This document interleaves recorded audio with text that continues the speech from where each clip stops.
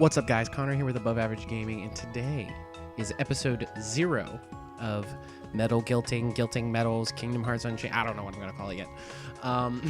Episode 0, where I'm going to be showing you me live guilting a bunch of metals. I figure I'm making this episode 0 because I'm showcasing all of the metals that I have already guilted. Some of them I'm going to re-roll, and when I do re-roll them, I'll be sure to record it and show it to you guys. But let's just dive in it. Let's start off with my favorite metal, Waka. This thing is a freaking beast. It started out at a 20% gilt, and I ended up putting 2 magic mirrors into it. It's just that good. I mean, it really is. Attack boost 2 on it because, hello. Basically, it is the best quest metal. Maybe Stitch is up there too, but this is like my favorite quest metal. When it's fully Chippendaled, when you've got a pretty good gilt on it, it's 1 gauge and it just freaking mows through enemies, and I love it. The Goofy and Pain here I'm gonna skip because this is actually episode 1 of guilting, is these 2 and what percentages they're at. So yeah, I recorded these out of order because I'm an idiot. My worst guilt ever is Young Hercules, a metal that I just happened to have enough of to guilt, and I never used, and I don't like it. And then, of course, I got the minimum possible guilt for this tier metal, so whatever. Moving on, we have an event metal, the 7 Dwarves, a 23% gilt. It's very respectable, very good. And it's in the same vein of like the Hainer, where you get a strength boost for 2 attacks. By the time that I got this metal, I already had a VV, and there was really not much point in using it. Next up, my most powerful metal in terms of raw damage output is the Kingdom Hearts 3D Riku with a perfect gilt. It was not a perfect gilt when I gilted it. It was a plus 24, and I used my 3rd magic mirror on this one to max it out. Almost maxing out the Chippendale, giving it plus 1,000 on strength and defense, and ooh man, this thing gives a lot of damage. It is absolutely phantasmagastic. Moving on is another really good quest metal, Stitch. Perfect gilt again. This one was a legitimate first try perfect gilt.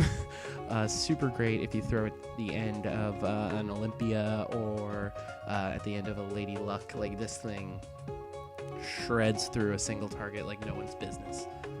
Absolutely an amazing metal.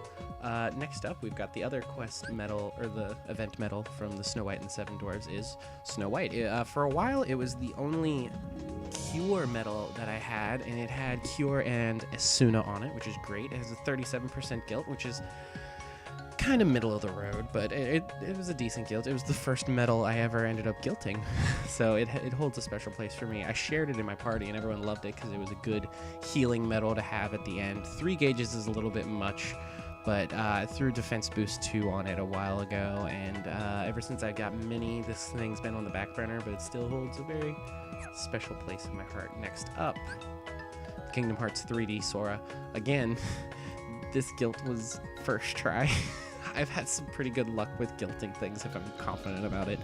Whole lot of speed, single target damage, up there with Kingdom Hearts 3D Riku. I use the 3D Riku more just because you throw the Riku in the 4th slot of an Olympia where it's got ×2 damage and it just shreds. This thing, it also is super duper strong, great for where the enemy is magic based.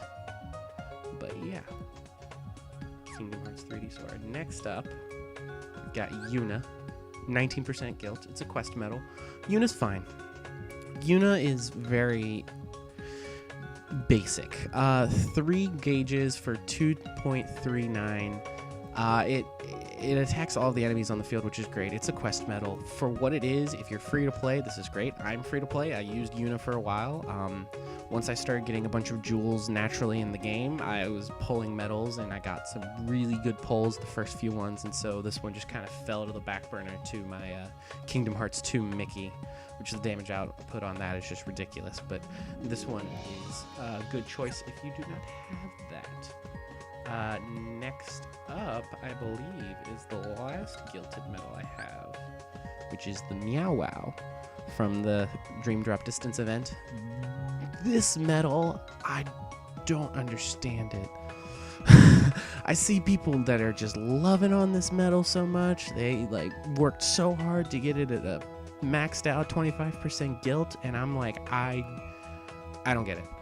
Like the damage multiplier on it is okay. For 4 gauges, it's not okay. It attacks everything, which is fine. But I'm talking about Meow Wow, and the cat just busts out the door. Whatever. It's whatever. It is what it is. I'm pretty sure that's everything. Yeah. Yep, that's it. If you want to see Goofy and Pain, check out episode 1. That is, not Timeless Repeat. Goofy and Pain, that's going to be an episode that's either coming up the same day as today or like the day after or something. I haven't decided yet. After that, after this, I'm going to be recording me guilting the Selfie and the Olette.